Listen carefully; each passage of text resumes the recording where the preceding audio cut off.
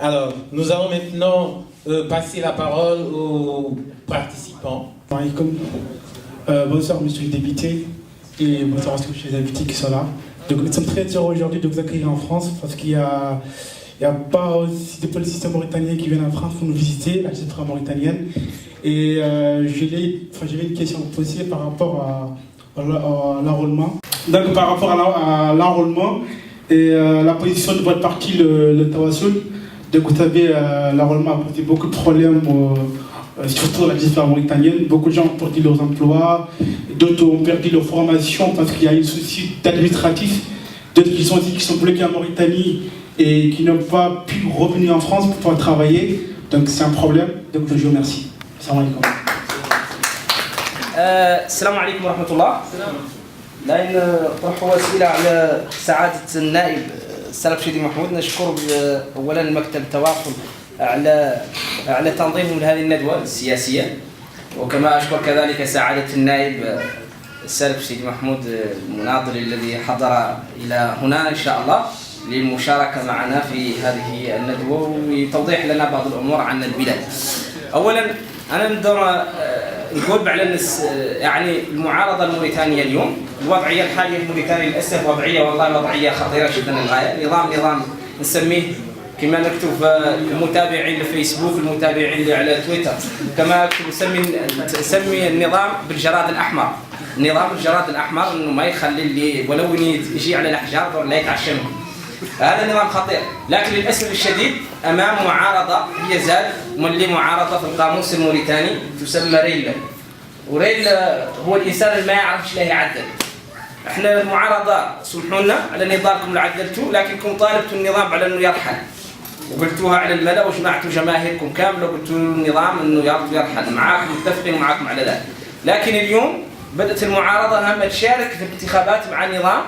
كانت تطالب امس على انه يرحل لما تشارك معاه في الانتخابات. هذه هنا فيها يعني تناقض كبير جدا للغاية ومؤسف جدا للغاية. والشعب الموريتاني أنا أرى على أنه راح ضحية هذا النوع من الأمور الارتجالية اللي المعارضة عودتنا عليها من ذاك الزمن.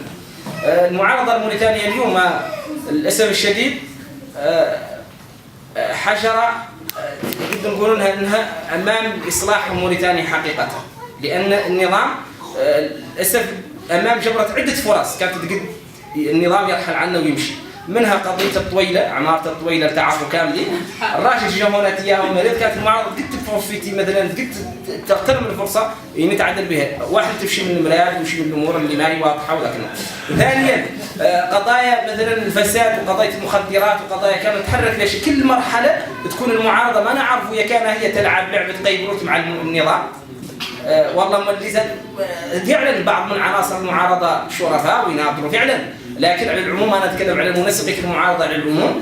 لكن اشترينا ما تراش ليه يتعدل، مره لا تشارك في الانتخابات، مره طالبوا بالرحيل، مره تعدل. الشباب اليوم على انا حسب واحد من المدونين على الفيسبوك حسب اللي نشوف الناس مثلا فقدوا شيء قالوا الامل.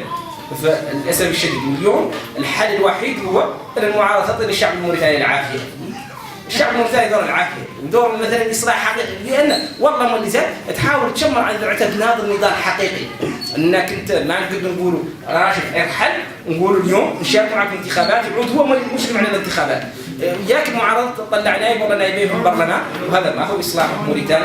وهذا للاسف الشديد لا يعود عائق امامكم انتم المعارضه. حاليا شوي تسمع الكلام، لكن نقول لك في عباره الشهيره استيقظوا انهم يكذبون عليكم.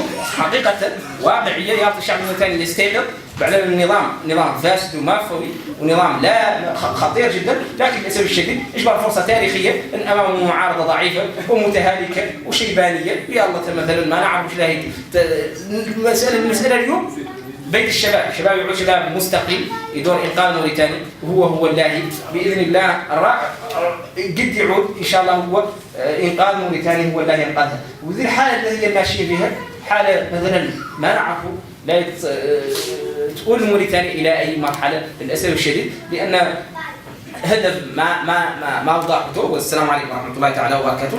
استيقظوا انهم يكذبون عليكم. D'abord, je vous remercie de votre intervention. Et d'ailleurs, je suis contente que vous soyez économiste, puisque quand on est un politicien, il faut obligatoirement être économiste. En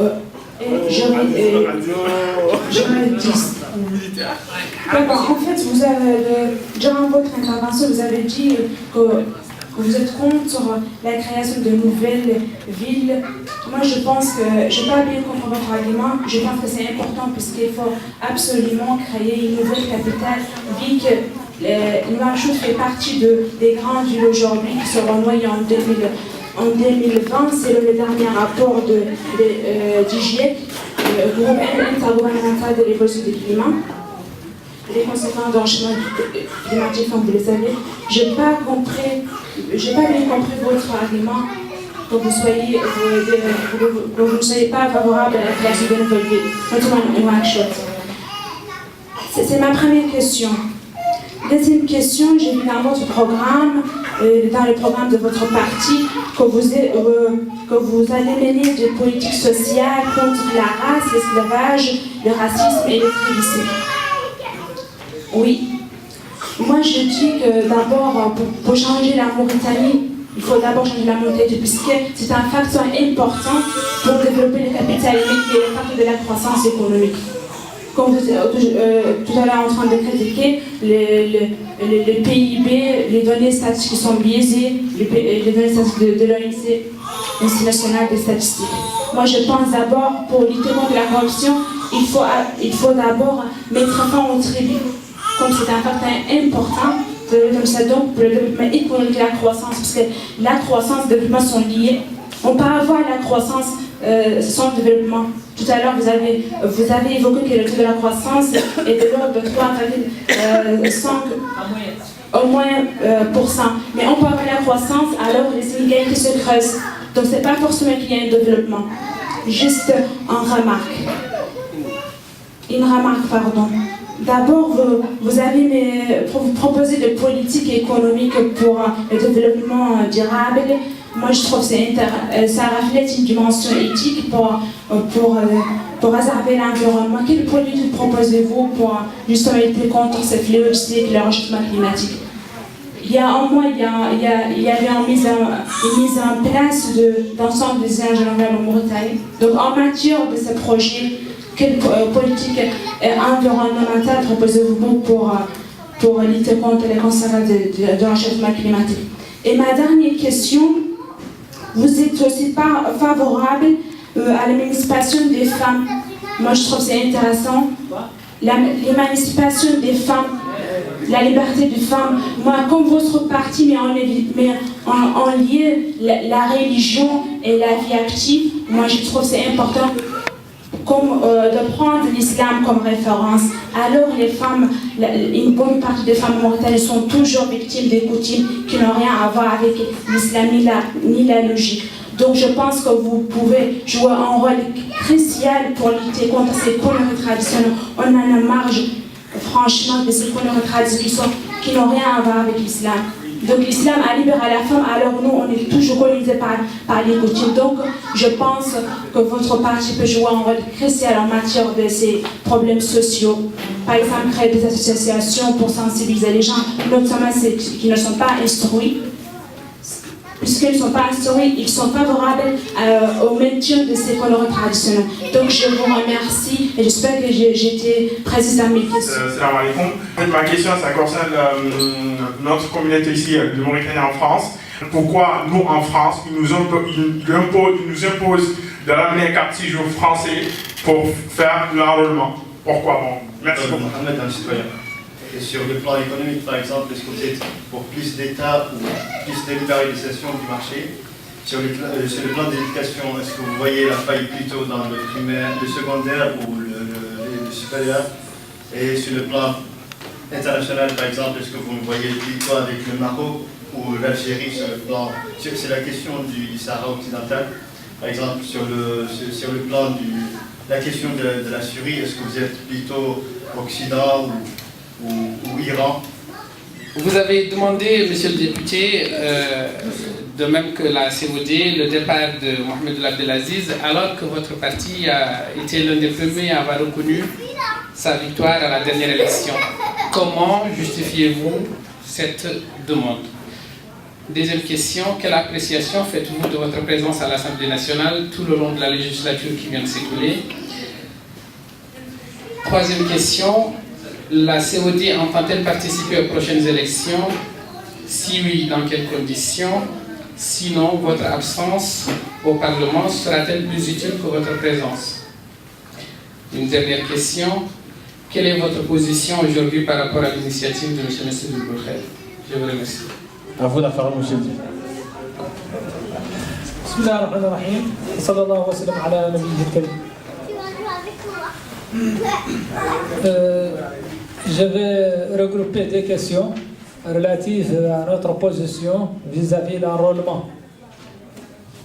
Nous sommes l'un des premiers partis qui avait une position très claire demandant à ce que tous les Mauritaniens soient traités du même pied d'égalité et par la suite soient enrôlés, recensés de la même façon. Et nous avons publié des communiqués, des déclarations que celui qui peut s'en rassurer n'a qu'à ouvrir le site de Tawassul et il va trouver ces communiqués et ces déclarations dans nos conférences de presse, dans nos communiqués. Et donc, cette position, je pense qu'elle était très claire, que nous sommes parmi les gens, les partis qui ont une vision globale des Mauritaniens, qui ne font pas la différence entre les Mauritaniens noirs ou blancs ou autres, et que vous n'êtes pas sans connaître que la victime, notre collègue qui était décédé suite à une balle, c'était un membre du parti de Tawassul, à Maqam. Lamine Magan. Lamine Magan. Mangan. C'est un membre du parti de Tawassul, qui est la première victime dans les émeutes qui ont eu lieu à l'époque. Et nous demeurons avec la même attitude, avec la même position. Ces jours-ci, dans les débats parlementaires, on a soulevé la question. Notre président Jamil a fait la comparaison entre le comportement de l'administration en France et son comportement ailleurs, dans les ambassades, dans le monde, dans le reste du monde. Et a soulevé le fait que l'État ne doit pas faire de distinction entre ces pratiques dans un État ou dans un autre. Donc je pense que la chose est claire. La participation dans les élections. Bon, je comprends les critiques de mon ami et frère Ja'far, mais il parle de l'opposition. Je pense qu'il faut définir l'opposition. L'opposition, c'est lui, l'opposition, c'est moi, l'opposition, c'est tous les gens qui ne partagent pas la même vision qu'Aziz. Donc, je n'accepte pas que la responsabilité soit déclinée vers la côte, parce que la côte, c'est une formation de plusieurs formations politiques constituées de militants, de cadres et de dirigeants. Mais son rôle se limite à avoir une bonne vision et à donner un mot d'ordre.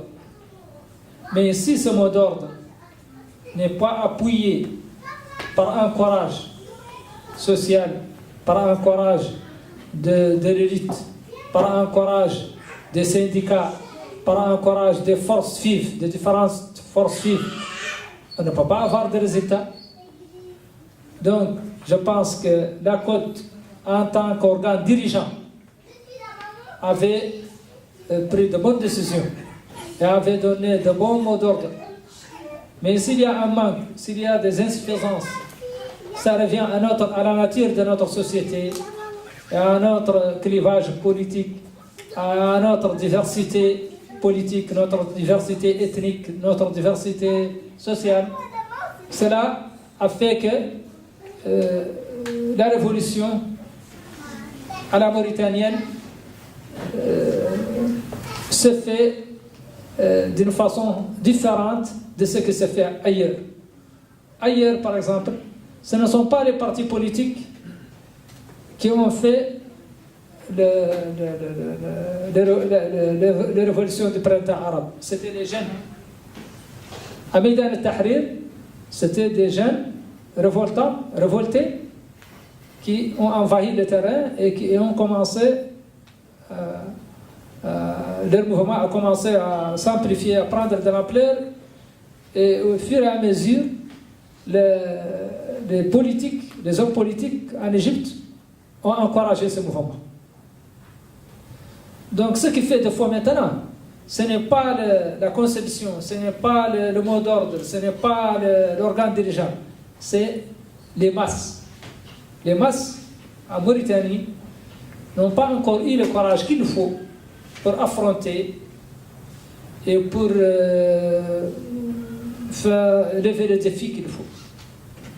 Mais ça ne veut pas dire qu'il y a une possibilité de faire une révolution ou de faire bouger la rue. Je pense que non, ça demande du temps, ça demande une éducation, ça demande une patience. Et je pense qu'il y a une amélioration. Que celui qui était dans le rouage politique depuis des dizaines d'années voit qu'il y a une amélioration et que les Mauritaniens d'aujourd'hui ne sont pas comme les Mauritaniens d'hier. Mais il faut se patienter. Il ne faut pas brûler les étapes et penser que le changement social est aussi facile. Les changements de mentalité, les changements de pratiques, ça prend parfois quelques dizaines d'années. Je pense que la Mauritanie, maintenant, il y a une révolution dans le stade embryonnaire. Il y a un mécontentement massif. Il y a des manifestants par jour, chaque jour. Ces manifestants qui sont segmentés, il y aura le jour où ils vont se rassembler, il y aura le jour où ils auront la conscience que le fait de bouger, de manifester, de faire des sacrifices pour des fins qui concernent un segment donné, ça ne peut pas donner de fruits et il faut que ça rentre dans le cadre d'un changement global et qu'un changement global de tous les régimes peut mener des politiques qui peuvent résoudre les problèmes partiels de chaque mouvement. Mais les gens n'ont pas encore eu cette conscience. Maintenant, ils sont au niveau individuel. Je peux dire que nous vivons maintenant une révolution segmentée ou individualisée, où chaque segment de la société, chaque frange de la société, des travailleurs, œuvrent pour réaliser ces droits à pas. Mais il n'y a pas eu encore une vision d'ensemble. Et que il y aura, c'est pas loin, le jour où tout le monde aura la conscience qu'il faut un changement total et global. Et c'est à ce moment-là qu'il y aura le changement que nous voulons. Pour la Côte, je pense que jusqu'à maintenant, elle a opté pour un radicalisme que parfois les gens lui reprochent ça. Les gens parfois lui reprochent le fait d'élever le slogan Rahim. Elle était au-devant. Je pense qu'elle n'était pas au derrière. Elle était au-devant des aspirations des gens. Peut-être qu'elle était loin même de la rue, des revendications de la rue. Quant aux élections, il ne faut pas anticiper les choses. Il est tout à fait normal que s'il y a une question d'ordre national, comme les élections, il y a un partage, où il y a un débat, où il y a plusieurs avis, mais ces avis-là émanent de la bonne volonté et du désir du changement. Et chacun a ses arguments.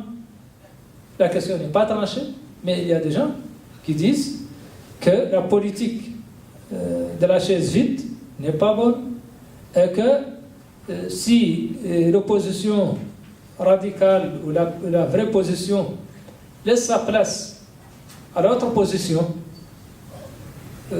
qu'elle va s'effacer de la scène politique et sa pression ne donne pas grand-chose du moment où il y a 6 partis qui se disent partis opposants qui vont participer dans les élections. Il y a cet avis et qu'il faut participer, gagner ce qu'on peut gagner, mais dire en avance qu'on a participé et sans caution, mais ça ne veut pas dire que nous allons cautionner ces élections. Nous savons qu'elle n'est pas transparente, nous savons que les garanties de transparence n'ont pas été respectées, et nous savons qu'il y a beaucoup de reproches et beaucoup de lacunes, mais on a participé pour des objectifs bien déterminés et bien précisés. Il y a un autre avis, je pense que c'est l'avis le plus partagé jusqu'à maintenant, de boycotter ces élections, et que ce boycott est compatible avec le plafond où nous étions, avec le slogan d'Ar-Rahil, avec les dernières accusations du président d'avoir été en part, et que ce slogan, ce discours nous pousse à être cohérents avec nous-mêmes et refuser toute participation aux élections. Donc il y a des avis controversés et jusqu'à maintenant il n'y a pas de décision, mais je pense que chaque avis émane d'une volonté et un désir d'échanger, et ce n'est pas participer ou participer, ce n'est pas la fin de cette tentative de mettre fin à ce régime dictatorial. Si on participe, ça ne veut pas dire que nous allons déposer les armes. Et si on boycotte, cela aussi ne veut pas dire que nous allons laisser les élections se passer facilement. C'est-à-dire que si on boycotte, ça sera un boycott actif et non pas un boycott passif comme se faisait. Donc, il y a tous les avis. Jusqu'à maintenant, la question n'est pas tranchée, mais on ne peut pas passer sous silence les élections. Ces élections, il paraît qu'elles sont en train de se faire, de se préparer. Le régime est en train de prendre les dispositions pour les faire. Donc, il y a lieu d'en prendre position. Je partage avec ma sœur toutes ces remarques, presque. Quant à notre position égare les questions environnementales, je pense que nous sommes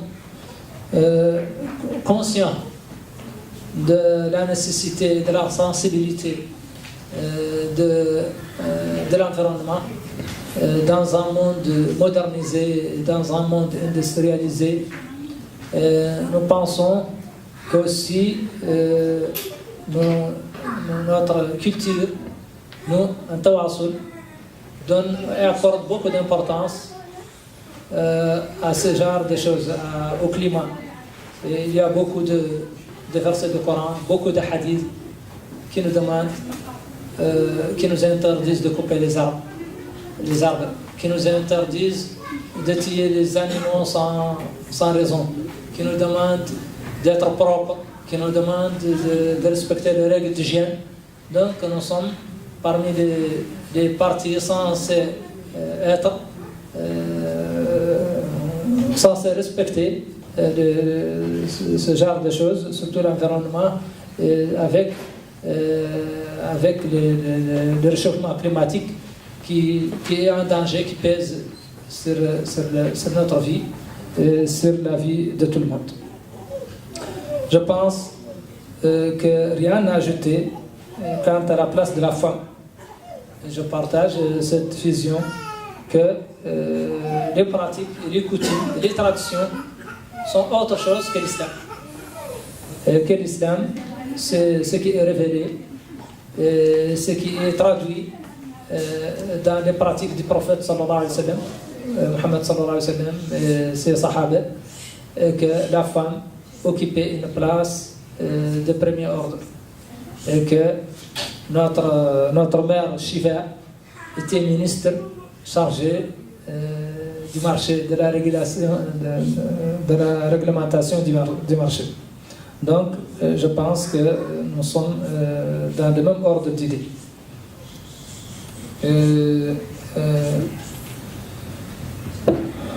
Bon. Pour mon frère qui a dit que je n'ai pas détaillé en ce qui concerne ce que nous voulons pour la Mauritanie. Oui, c'est vrai. J'ai résumé ça en ce que j'appelle les perspectives. Je dis que la Mauritanie n'a que deux voies. La voie de faire des réformes et de s'entendre sur une issue de cette impasse. J'ai exclu cette voie. Jara Mohamed Abdelaziz responsable de cela, parce que je pense qu'il y a eu beaucoup de tentatives pour qu'il y ait un dialogue, pour qu'il y ait une conférence nationale, pour qu'il y ait quelque chose qui peut nous permettre de sortir de cette crise. Mais Aziz fait la fuite en avant et pense qu'il va garder le même système et qu'il peut s'adapter avec les innovations qui ont eu lieu sans toucher l'essentiel. Qu'avec le dialogue de Messoud, qui n'a pas touché les prérogatives du président, qui n'a pas mis fin à la mainmise des militaires sur la vie politique, qui n'a rien fait d'essentiel, c'est-à-dire tout ce qui a été fait, c'est dans le plafond de l'adaptation. Et toujours, dans l'histoire de la Mauritanie, les régimes politiques faisaient toujours des adaptations. Le parti du PPM, c'était une formation politique qui répond, selon le régime de Dada, aux exigences de cette époque, mais qui permet à Mokhtar Dada de rester le seul président, sans qu'il y ait pluralisme, sans qu'il y ait changement. La constitution de Ma'awiya était une adaptation après la chute du mur de Berlin et après le printemps africain qui a secoué l'Afrique. Ma'awiya a fait une constitution avec ceci. Une constitution qui n'a rien à voir avec la vie des gens. Aziz pense qu'il va s'adapter avec le printemps arabe, avec les changements qui ont eu lieu, les bouleversements qui ont eu lieu, de la même façon. Mais il ne cherche pas à ce qu'il y ait un changement profond, à ce qu'il y ait une rupture avec les pouvoirs militaires. Donc, pensons que la voie meilleure et la voie qui nous reste est de garder notre patience et lutter pacifiquement, mais à longue haleine, jusqu'à aboutir à un régime civil qui nous permet de bâtir une démocratie réelle en Mauritanie. C'est la seule façon de garantir à nos générations un futur stable, où il n'y a pas de haine, il n'y a pas de querelle, il n'y a pas de... et aussi qui nous permet un développement économique fiable, capable de répondre aux exigences économiques et sociales. Pour la vision du parti, je n'ai pas voulu aussi détailler parce que ça, je l'avais dit plusieurs fois à certains de mes collègues, que la Mauritanie, ce qui fait la différence, ce n'est pas les programmes politiques. Parce que presque la plupart des partis politiques sont pour un libéralisme où l'État joue son rôle. Sont pour l'économie du marché. Sont pour la spécificité de la Mauritanie aussi, qui se traduit par le fait que c'est un pays essentiellement jeune, où les jeunes, la population jeune, représente plus de 60%. Donc il faut que les politiques s'adressent aux jeunes. Qu'un pays aussi largement pauvre, il faut créer le capital. Un pays où il y a beaucoup de potentialités qui ne sont pas encore exploitées. Il y a des terres cultivables qui peuvent être cultivées. S'ils sont cultivés, ça va donner une valeur ajoutée. Il y a beaucoup de terres qui ne sont pas encore prospectées. Certainement, il y a des minerais, où il y a un élevage promoteur aussi qui n'a pas été impulsé. Et il y a beaucoup de chances, ça peut donner beaucoup d'emplois, ça peut donner beaucoup de valeur ajoutée s'il a été modernisé. Donc, je pense qu'il y a le volet bâtiment aussi, comme disent les économistes, que si les travaux publics marchent, tout marche, tout va bien, que l'économie va bien. Donc, on a beaucoup d'infrastructures à construire, et ça va relancer l'économie parce que ça va absorber le chômage et ça va aussi augmenter la croissance. Donc, nous avons le secteur de la pêche où il y a beaucoup d'opportunités. Vous n'êtes pas sans savoir qu'au Maroc, la pêche crée à peu près 800 000 postes de travail. 800 000 emplois. Alors qu'en Mauritanie, on est vers 35 000. Alors que nos côtes sont plus poissonneuses que celles du Maroc. Donc, nous avons la chance que rien n'a été fait presque. Que malgré qu'il y a 50 ans que nous dépassons de l'indépendance, il n'y a pas une revalorisation de notre économie, il n'y a pas une mise en exergue de tous les aspects économiques, et on n'a pas épuisé toutes les chances. Donc, je pense que là, je n'ai pas voulu s'approprier de ça, parce que je pense que tous les partis politiques pensent de la même manière. Donc, si je dis que c'est le programme de Tawassoul, je ne suis pas honnête, parce que je pense que le reste des partis politiques pensent de la même manière. Notre position à l'égard du Sahara, c'est Haq al-Nasir Shingal.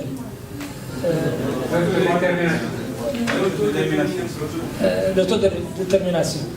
Mais qu'il y ait une autodétermination où il y a un recensement fiable, un recensement où il y a des observateurs internationaux, où on permet aux gens, aux populations sahraouiennes, de s'exprimer et de respecter leurs choix. Quant à la Syrie, nous sommes ni avec l'Iran, ni avec l'Occident, mais nous sommes avec le peuple syrien.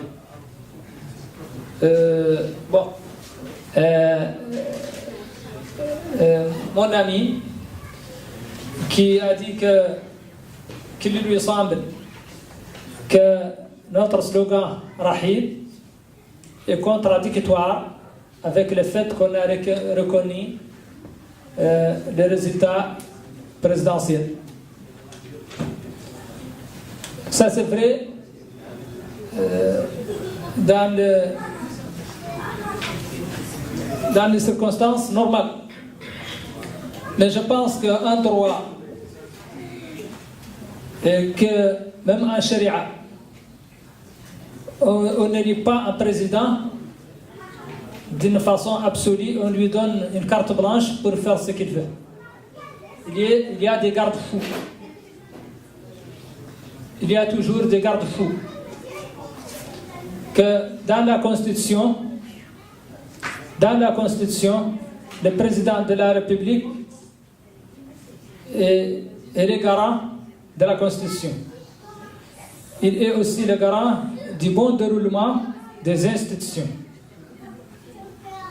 Je ne peux pas, vous êtes en France, est-ce qu'il est acceptable ici?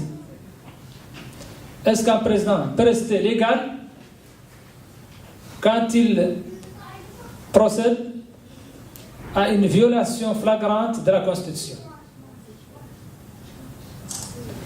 Est-ce qu'il est concevable qu'il reste légal quand il prolonge le mandat des représentants du peuple? Je pense que non. Premièrement, il n'ose pas faire ça. Et deuxièmement, quand il fait ça, la démission d'Aziz, il doit comparaître devant la justice, simplement. Donc, ce que nous devons demander, c'est notre droit. Quand on est un président élu, on a toutes les prérogatives d'un président élu, mais on a aussi toutes les obligations. Mais comment on ne respecte pas les obligations et on demande les droits? Je pense qu'Aziz, en faisant ça, a mis en cause sa légitimité. Et ce n'est pas le code qu'il a mis en cause, c'est lui-même qui a mis sa légitimité en cause en osant faire ce qu'il a fait. Donc, nous avons reconnu ces résultats, mais après avoir évalué la situation, et après avoir vu... je m'excuse. Donc, mon frère me demande à ce que j'arrête. Notre présence à l'Assemblée.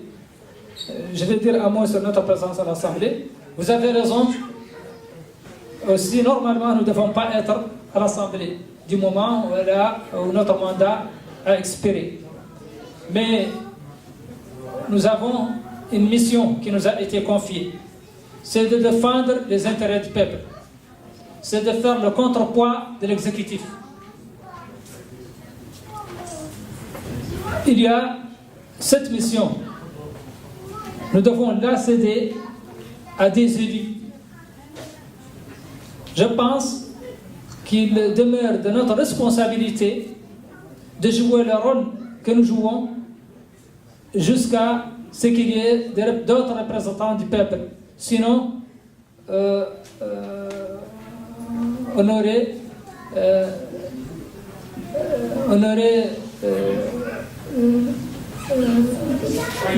ne pas respecté notre mission, parce que notre mission est de défendre le peuple devant l'exécutif, l'hégémonie de l'exécutif. S'il n'y a pas de représentants du peuple, je pense que la situation sera pire que celle-ci. Donc, ceci nous a conduit à avoir ce comportement. Et ça, nous sommes dans des conditions, c'est-à-dire, on n'est pas du tout satisfait, on n'est pas du tout fiers de notre existence dans l'Assemblée. Mais nous nous trouvons dans l'obligation de le faire pour défendre l'intérêt du pays. L'initiative de Messoud, la coordination, a dit qu'il y a des articles, il y a des idées dans cette initiative qui peuvent être ajoutées aux garanties de transparence et que ça ensemble constitue un débat qui peut permettre une sortie de crise. Et on a répondu favorablement, mais favorablement ne veut pas dire que nous acceptons à 100% l'initiative de Messoud. Et ça ne veut pas dire qu'on considère que la clé de la crise maintenant, c'est l'initiative de Messoud. Nous pensons qu'il y a des traits communs, il y a des facteurs communs entre la côte et Messoud. Ce terrain d'entente peut être élargi dans un autre document, dans un autre débat. Je pense que c'est une souplesse de la part de la côte pour qu'il y ait une solution de la crise dans laquelle le pays se bat depuis l'avènement de Mohamed Al-Aziz. Je vous remercie.